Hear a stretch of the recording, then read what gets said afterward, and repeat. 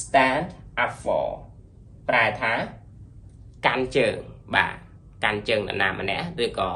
ម៉ាក់ប៉ាកាន់ជើងកូនមិត្តភក្តិកាន់ជើងមិត្តភក្តិអីចឹងណាបាទអញ្ចឹងគឺ stand up for ធម្មតា stand យើងប្រើតែឈរ up ឡើង for សម្រាប់អញ្ចឹងយើងមិនអាចប្រើថាឈរឡើងសម្រាប់ទេគឺយើងប្រើថាកាន់ជើង break the promise ទៅជាក្បត់ពាក្យសន្យាវិញឧទាហរណ៍ថាធ្លាប់សន្យាជាមួយនរណាម្នាក់ស្រាប់តែអត់ធ្វើតាមពាក្យសន្យាណាអាហ្នឹងគេហៅថា break the promise បងប្អូនមើលប្រយោគឧទាហរណ៍មួយ Don't break the promise Don't break the promise បានន័យថាកុំក្បត់ពាក្យសន្យាជំរាបសួរបងប្អូនទាំងអស់គ្នាថ្ងៃនេះយើងទៅសិក្សាអំពី clear ចំនួន20 clear ទៀតហើយបងប្អូនបាទអញ្ចឹងហេតុអ្វីបានខ្ញុំឧស្សាហ៍លើក clear យកមកចែករំលែកដល់បងប្អូនពីព្រោះថា clear វាខុសពីប្រយោគខុសពីពាក្យណាបងប្អូនការសិក្សា clear គឺយើងត្រូវដឹងមក clear ហ្នឹងប្រែថាមិនតែម្ដងយើងអត់អាចប្រែមកពាក្យចេញទេអញ្ចឹងណាបងប្អូនដូច្នេះបងប្អូនត្រូវដឹងវាច្រើនដែរហើយនៅក្នុងវីដេអូនេះក៏យើងទៅសិក្សាពី clear ដែរហើយសិតសឹងតែជា clear ដែលគេប្រើប្រចាំថ្ងៃបាទអញ្ចឹងបងប្អូនមើលចំណងជើងយើងនៅក្នុងវីដេអូនេះគឺ phrasal verbs ខ្មែរយើងគឺបានន័យថា clear បាទអញ្ចឹងបងប្អូនចង់ដឹងថា20 clear នោះមានអ្វីខ្លះឥឡូវយើងទៅតាមដានទាំងអស់គ្នាបាទនេះបងប្អូនមើលទី1នេះ call off call off call off ជាខ្មែរយើងគឺបានន័យថាលុបបងប្អូនបាទលុបចោលកម្មវិធីអីមួយឬក៏ថាលុបចោលការប្រជុំអីយ៉ាងទៅគឺ call off call off តាមពិតទៅបងប្អូន clear ថា call off ហ្នឹងបើយើងប្រើជាពាក្យវិញគឺស្មើនឹង cancel cancel បាទអញ្ចឹងបើយើងប្រើជាពាក្យគឺ cancel បើយើងប្រើជាលក្ខណៈ clear គឺ call off អញ្ចឹងបងប្អូនមើលប្រយោគឧទាហរណ៍មួយ He called off the meeting He called off the meeting ខ្មែរយើងគឺគាត់បានលុបចោលការប្រជុំហើយបាទនេះ He called off បានន័យថាគាត់បានលុបចោល meeting ការប្រជុំបាទកន្លែង called off នេះគឺបានលុបចោលពីព្រោះថាធម្មតាអតីតកាលគឺយើងបន្ថែម ed បងប្អូនបាទដើម្បីខ្លាយទៅជាអតីតកាលដូច្នេះបញ្ជាក់បងប្អូនថា call off គឺលុបចោលអញ្ចឹងលុបចោលកម្មវិធីអីក្រៅពីប្រជុំគឺបងប្អូនដូរកន្លែង meeting នេះមក He called off the wedding បានន័យថាគាត់បានលុបចោលកម្មវិធីមង្គលការហើយអញ្ចឹងណាបាទអូខេឥឡូវយើងបន្តទៅមួយទៀតយើងចូលដល់ ask for មួយ clear ថា ask for គឺស្មើនឹង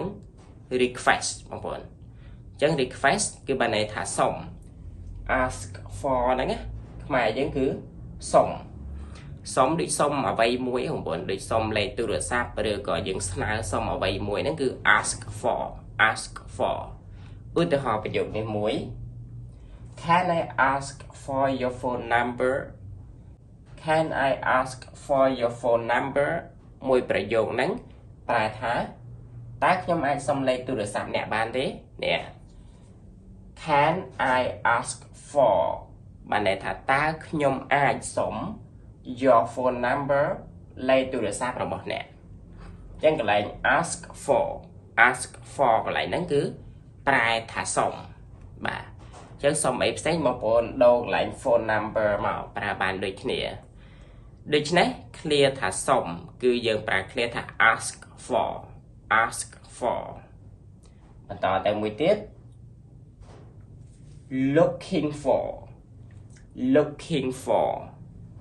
looking for មួយ clear ថា looking for ហ្នឹងខ្មែរយើងបងប្អូនគឺប្រើថាកំពុងរកឬក៏កំពុងស្វែងរកអ្វីមួយឬក៏ថាកំពុងស្វែងរកការងារធ្វើក៏បងប្អូនប្រើបានដែរ looking for ឥឡូវបងប្អូនក្រឡេកមកមើលប្រយោគឧទាហរណ៍មួយ I'm looking for a job I'm looking for a job មួយប្រយោគហ្នឹងគឺបានន័យថាខ្ញុំកំពុងរកការងារធ្វើនេះ I'm looking for ខ្ញុំកំពុងតែស្វែងរក a job ការងារឬក៏ការងារមួយតែយើងបាច់ប្រើថាការងារមួយទេយើងប្រើថាការងារចឹងមក I'm looking for a job ខ្ញុំកំពុងរកការងារធ្វើចឹងបើសិនជាគាត់កំពុងរកការងារធ្វើបងប្អូនដូរកន្លែង am ដាក់ she's ដាក់ he's អីវិញចឹងមកបានដូចគ្នាណាបាទដូច្នេះ clear ថាកំពុងស្វែងរកអង់គ្លេសគេអានថា looking for បាទតោះឥឡូវយើងបន្តទៅទៀត fill in fill in fill in fill in ខ្មែរយើងគឺប្រែថាបំពេញដូចជាបំពេញចន្លោះបំពេញឈ្មោះនៅលើกระดาษណាមួយហ្នឹងគឺ fill in fill in បងប្អូនមើលប្រយោគឧទាហរណ៍ please fill in your name please fill in your name មួយប្រយោគនេះបានន័យថាសូមបំពេញឈ្មោះរបស់អ្នក please សូម fill in បំពេញ your name ឈ្មោះរបស់អ្នក please fill in your name សូមបំពេញឈ្មោះរបស់អ្នកតាមពិតទៅបងប្អូនណា clear ថា fill in ហ្នឹងគឺស្មើនឹង complete បើយើងប្រើជាពាក្យវិញគឺ complete please complete your name ប៉ុន្តែសម្រាប់អ្នកគេរៀនចេះច្រើនអញ្ចឹងទៅគឺភាគច្រើនយើងលើគេប្រើលក្ខណៈ clear បែបនេះបងប្អូននេះគេអត់ប្រើ complete គេប្រើ fill in ចេះវិញអញ្ចឹងណាអញ្ចឹងពេលបងប្អូនទៅណាតន័យមួយគេឲ្យបំពេញឈ្មោះគេអាចនិយាយ clear ហ្នឹង please fill in your name here សូមបំពេញឈ្មោះរបស់អ្នកនៅទីនេះអញ្ចឹងទៅឥឡូវយើងបន្តទៅទៀតយើងចូល clear បន្ទាប់នេះគេថា make up មើល clear ថា make up ខ្មែរយើងគឺតែងខ្លួនបាទឬក៏ថាតុបតែងខ្លួនក៏បានដែរដូចស្រីតុបតែងខ្លួនទៅកម្មវិធីអ្វីមួយណាគឺ make up ធម្មតាពាក្យថា make យើងប្រែថាបង្កើតឬក៏ធ្វើ up ប្រែថាឡើងដូច្នេះលក្ខណៈ clear យើងអត់ប្រែមួយពាក្យ make ធ្វើឬក៏ផលិត up ឡើងធ្វើឡើងផលិតឡើងអីអត់ទេគឺយើងត្រូវការចាំតែម្ដងមួយ clear ថា make up ហ្នឹងគឺតុបតែងខ្លួនបងប្អូនមើលប្រយោគឧទាហរណ៍មួយ She makes up before going to the party She makes up before going to the party បានន័យថានាងតែងខ្លួនមុនទៅកម្មវិធីបាទបានន័យថានាងតុបតែងខ្លួនមុនពេលចូលទៅកម្មវិធីដូច្នេះបងប្អូនមើល She makes up បានន័យថានាងតុបតែងខ្លួន before going to បានន័យថាមុននឹងទៅ party គឺកម្មវិធីជួបលៀង She makes up before going to the party នាងតុបតែងខ្លួនមុននឹងទៅកម្មវិធីបាទដូច្នេះ clear ថាតុបតែងខ្លួនអង់គ្លេសគឺ make up យើងបន្តទៅទៀតនេះ cut off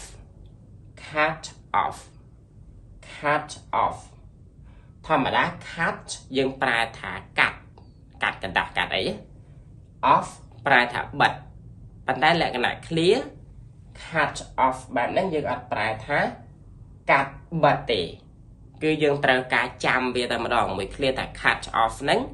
គឺប្រែថាដាច់បាទដាច់ហ្នឹងដូចជាដាច់អ៊ីនធឺណិតដូចជាដាច់ភ្លើងអញ្ចឹងណាបងប្អូនឧទាហរណ៍ប្រយោគនេះមួយ The electricity was cut off last night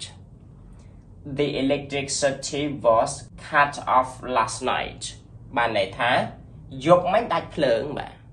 ប្រែអញ្ចឹងណាយប់មិញដាច់ភ្លើងកន្លែង the electricity ខ្មែរយើងគឺបានន័យថាអគ្គិសនីហ្នឹងភ្លើងណា was គេប្រើសម្រាប់អតីតកាល cut off នេះគឺដាច់ last night គឺយប់មិញ The electricity was cut off last night អគ្គិសនីដាច់យប់មិញខ្មែរយើងប្រែសាមញ្ញបែបហ្នឹងមកបានងាយយល់បាទដូច្នេះ clear ថាដាច់ cut off ឧទាហរណ៍ថា The internet is cut off ដាច់អ៊ីនធឺណិតបាទអញ្ចឹងណា បន្តទៅទៀតយើងចូលដល់ look down look down look down មួយឃ្លាហ្នឹងគឺប្រែថាមើលងាយបាទអញ្ចឹងមួយឃ្លាថា look down គឺមើលងាយបងប្អូនមើលប្រយោគឧទាហរណ៍មួយ Don't look down on poor people Don't look down on poor people បានន័យថាកុំមើលងាយអ្នកក្របាទម្ដងទៀត Don't look down on poor people Don't កុំ look down គឺមើលងាយ on poor people កន្លែង poor people គឺបានន័យថាអ្នកក្របាទ Don't look down on poor people កុំមើលងាយអ្នកក្របាទដូច្នេះឃ្លាថា look down ប្រែថាមើលងាយបាទមួយឃ្លាល្អបងប្អូនអាចយកទៅប្រើការប្រចាំថ្ងៃបានបាទតោះបន្តទៅទៀត put out put out put out មួយឃ្លាថា put out ខ្មែរយើងគឺយើងប្រែថាពន្លត់ហ្នឹងគឺពន្លត់ភ្លើងហ្នឹងបងឧទាហរណ៍មួយប្រយោគ He put out the fire quickly He put out the fire quickly មួយប្រយោគនេះបានន័យថាគាត់បានពន្លត់ភ្លើងយ៉ាងលឿនបាទនេះ He put out the fire បានន័យថាគាត់បានពន្លត់ភ្លើងពាក្យ fire នេះភ្លើងណា quickly លឿនបាទ He put out the fire quickly គាត់បានពន្លត់ភ្លើងយ៉ាងលឿនធម្មតាបងប្អូនឃ្លាថា put out នេះបើសិនជាយើងប្រើនៅក្នុងបច្ចុប្បន្នគេថា s ដោយសារយើងប្រើមួយ he តែទីនេះអតីតកាលគឺយើងប្រើ put out ធម្មតាណាបងប្អូនចំណាំអញ្ចឹងទីនេះខ្ញុំអត់បានដាក់ highlight ក្រហមឲ្យបងប្អូនមើលកន្លែង put out ហ្នឹងគឺពន្លត់បាទពន្លត់ភ្លើងណាឥឡូវយើងបន្តទៅទៀតនេះ try on try on try on ខ្មែរយើងប្រែថា low បាទ low នេះគឺ low សម្លៀកបំពាក់បងប្អូនមើលប្រយោគឧទាហរណ៍មួយ Can I try on this shirt Can I try on this shirt បានន័យថាតើខ្ញុំអាច low អាវនេះបានទេបាទអញ្ចឹងមួយប្រយោគថា Can I try on this shirt បានន័យថាតើខ្ញុំអាច low អាវនឹងបានទេអញ្ចឹងណាបាទអ្នកពាក្យ shirt នេះគឺប្រែថាអាវ shirt shirt អញ្ចឹងបញ្ជាក់បងប្អូនថាឃ្លាថា low ខោ low អាវ low ស្បែកជើងហ្នឹងអង់គ្លេសគឺ try on try on យើងបន្តទៅទៀត stand up for stand up for stand up for ប្រែថាកាន់ជើងបាទកាន់ជើងនរណាម្នាក់ឬក៏ម៉ាក់ប៉ាកាន់ជើងកូនមិត្តភ័ក្តិកាន់ជើងមិត្តភ័ក្តិអីចឹងណាបាទអញ្ចឹងគឺ stand up for ធម្មតា stand យើងប្រើតែឈរ up ឡើង for សម្រាប់អញ្ចឹងយើងមិនអាចប្រើថាឈរឡើងសម្រាប់ទេគឺយើងប្រើថាកាន់ជើងបងប្អូនមើលប្រយោគឧទាហរណ៍មួយបាទនេះ She always stands up for her friend She always stands up for her friend បានន័យថាគាត់តែងតែកាន់ជើងមិត្តគាត់បាទអញ្ចឹង she កន្លែងនេះយើងប្រែថាគាត់ឬក៏នាងមកប៉ុន្តែយើងអាចប្រែថាគាត់សម្រាប់នៅខ្មែរយើងកម្រប្រែថានាងអញ្ចឹង she always គាត់តែងតែ stands up for បានន័យថាកាន់ជើង her friend មិត្តភក្តិរបស់គាត់អញ្ចឹងណាបងប្អូនអញ្ចឹងបើសិនជាម៉ាក់តែងតែកាន់ជើងកូនគឺបងប្អូនដូរកន្លែង her friend នេះវិញមកបានដូចគ្នាបាទដូច្នេះឃ្លាថាកាន់ជើងអង់គ្លេសគឺយើងអានថា stand up for stand up for បាទឥឡូវយើងបន្តយើងចូលដល់ឃ្លាបន្ទាប់គឺ work out work out work out ធម្មតា work យើងប្រែថាធ្វើការ out ខាងក្រៅដល់ពេល work out យើងអត់ប្រែថាធ្វើការខាងក្រៅទេគឺយើងប្រែថាហាត់ប្រាណអញ្ចឹងណាបងប្អូនហាត់ប្រាណស្មើនឹង exercise អញ្ចឹងបងប្អូនមើលប្រយោគឧទាហរណ៍មួយ I work out every day I work out every day បានន័យថាខ្ញុំហាត់ប្រាណរាល់ថ្ងៃបាទអញ្ចឹងនេះ I work out ខ្ញុំហាត់ប្រាណ every day រាល់ថ្ងៃដូច្នេះ clear ថាហាត់ប្រាណគឺ work out តោះបន្ត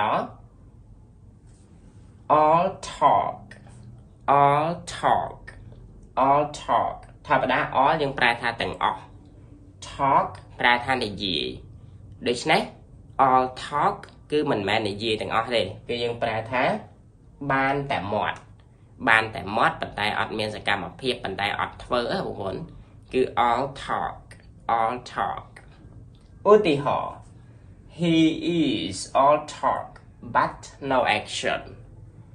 he is all talk but no action មួយប្រយោគនេះគឺបានន័យថាគាត់បានតែមាត់តែមិនធ្វើទេបាទអញ្ចឹងនេះ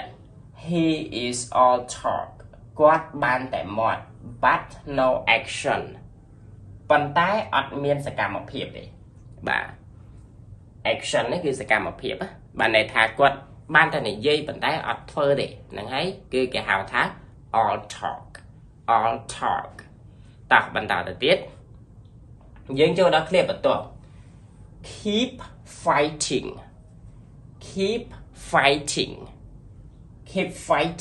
ខ្មែរយើងគឺបានន័យថាស៊ូបាទនរណាម្នាក់ប្រាប់យើងថាស៊ូឡើងគឺ keep fighting ឬក៏យើងចង់និយាយទៅកាន់នរណាម្នាក់ក៏បានដែរឥឡូវបងប្អូនមើលឧទាហរណ៍មួយ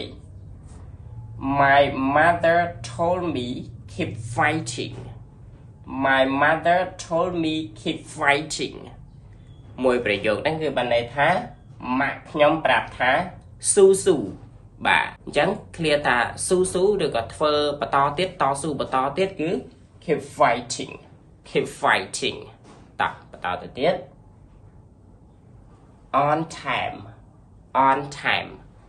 on time ខ្មែរយើងប្រែថាទាន់ពេលឧទាហរណ៍ថាបងប្អូនទៅធ្វើការទាន់ពេលអីចឹងណាបាទអញ្ចឹងបងប្អូនប្រើ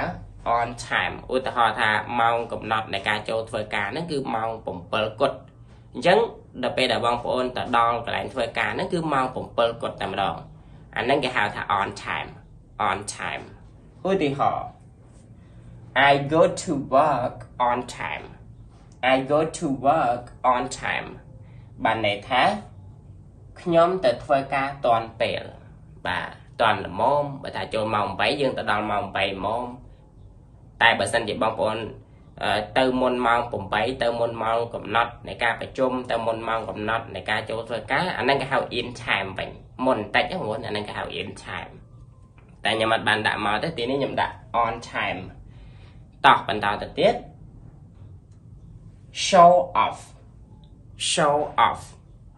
show off មួយឃ្លាថា show off ខ្មែរយើងគឺប្រែថាអួតបាទអួតអ្វីដែលខ្លួនឯងមានណាគឺ show off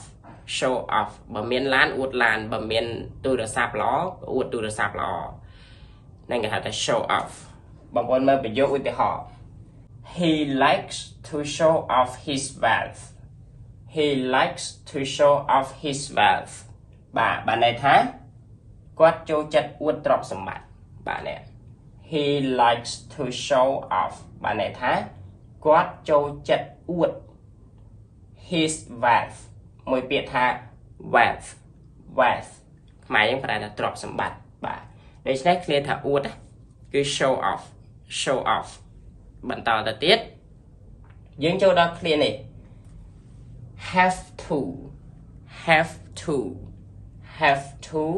ខ្មែរយើងគឺបានន័យថាត្រូវតែបាទត្រូវតែនឹងត្រូវតែធ្វើអីមួយត្រូវតែរៀនត្រូវតែទៅអីចឹងណាគឺ have to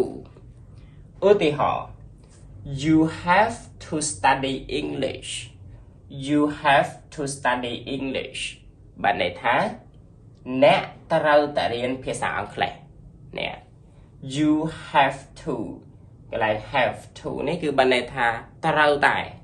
study English រៀនភាសាអង់គ្លេស you have to study English អ្នកត្រូវតែរៀនអង់គ្លេស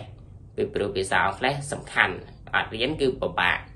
រកការងារធ្វើអីចឹងទៅ you have to study English បាទអញ្ចឹង clear ថាត្រូវតែគឺ have to បាទអញ្ចឹងឃ្លាហ្នឹងក៏ឧស្សាហ៍ប្រើប្រចាំថ្ងៃដែរណាបងប្អូនជួនកាលយើងចេះតែប្រើថាគួរអ្នកគួរតែរៀនអង់គ្លេសដល់ពេលត្រូវតែមិនដឹងថាប្រើយ៉ាងម៉េចអញ្ចឹងនេះត្រូវតែគឺ have to តោះបន្តទៅទៀត as far as ខ្មែរយើងគឺបានន័យថាតាមដែលបាទ as far as តាមដែលអញ្ចឹងបងប្អូនមើលប្រយោគឧទាហរណ៍នឹងកាន់តែច្បាស់ as far as I know it's not like that as far as I know it's not like that បានន័យថាតាមដែលខ្ញុំដឹងវាមិនមែនអញ្ចឹងទេនេះកន្លែង as far as ហ្នឹងគឺតាមដែល I know ខ្ញុំដឹង as far as I know តាមដែលខ្ញុំដឹងមក it's not like that វាមិនមែនអញ្ចឹងទេបាទអញ្ចឹងកន្លែង as far as តាមដែលបាទតាមដែលបន្តទៅទៀតនេះ as soon as ខ្មែរយើងគឺបានន័យថាឆាប់វិញបាទខាងលើមិញគឺ as far as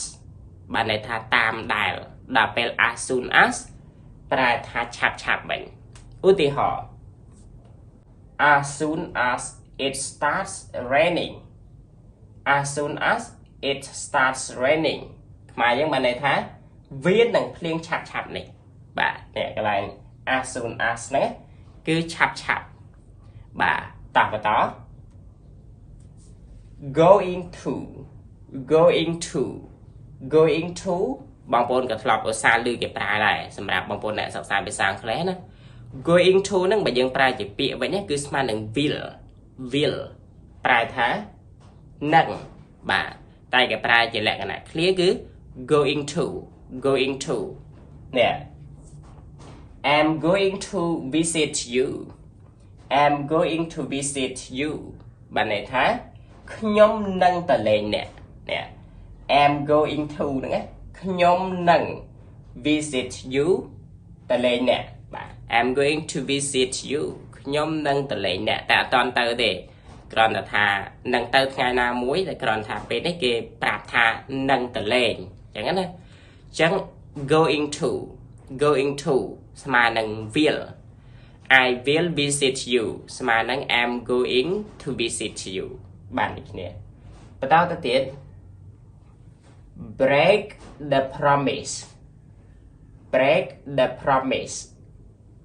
break the promise ខ្មែរយើងគឺបានន័យថាក្បត់ពាក្យសន្យា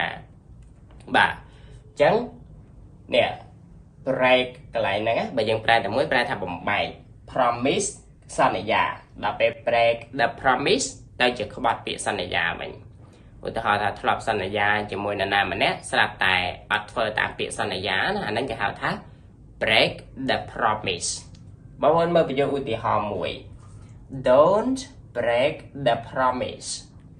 don't break the promise បានន័យថាកុំក្បត់ពាក្យសន្យាបាទអញ្ចឹង don't គឺបានន័យថាកុំ break the promise ក្បត់ពាក្យសន្យា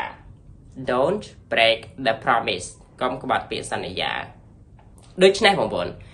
នៅក្នុងវីដេអូនេះគឺខ្ញុំលើកយកមកចំនួនតែ20 clear ប៉ុណ្ណេះទេបាទហើយ20 clear នេះគឺសុទ្ធតែ clear ដែលបងប្អូនឧស្សាហ៍លឺតែទៀតហ្នឹងគឺបងប្អូនលឺគេប្រើញឹកញាប់បាទអញ្ចឹងបងប្អូនព្យាយាមតន្ទិញហើយជាពិសេសមើលវីដេអូកុំរំលងណាបាទបើសិនជាបងប្អូនរវល់ដូចខ្ញុំធ្លាប់ប្រាប់មុនអញ្ចឹងថាបងប្អូន stop វីដេអូនឹងទុកសិនទុកមើលថ្ងៃក្រោយទៀតព្រោះ clear ហ្នឹងគឺបងប្អូនត្រូវការចាំវាមក clear អញ្ចឹងតែម្ដងអត់ដូចលក្ខណៈពាក្យប្រយោគអីទេអញ្ចឹងបងប្អូនកុំភ្លេចជួយចុច like share និង subscribe ម្នាក់មួយផងបាទដើម្បីទទួលបានវីដេអូថ្មីទៀតដូច្នេះយើងជួបគ្នាប៉ុណ្ណេះសិនយើងនឹងជួបគ្នានៅវីដេអូបន្ទាប់សូមជម្រាបលា